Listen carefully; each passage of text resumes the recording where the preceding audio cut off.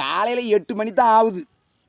8 மணிக்கே சூரிய பகவான் அப்படி நெருப்பாக கீழே இறங்குதாரு. திருநெல்வேலியும் தென்காசிலையும் சூரிய பகவான் அப்படியே அக்கினி சட்டியாக தான் கீழே இறங்குதாரு. தீ குழம்பாக தான் இறங்குதாரு.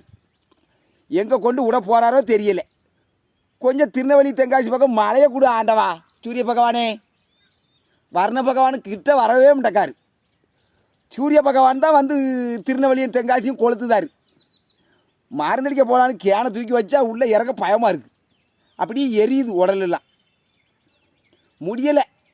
மனுஷன் எதுக்கு தான் வாழலாம் எதுக்கு தான் போகிறான்னு தெரியலை. கொஞ்சம் நம்ம மேலேயும் தப்பு இருக்குது. முன்னால் கஞ்சி தண்ணியாக குடித்தோம், வெயில தாங்கிக்கிட்டோம்.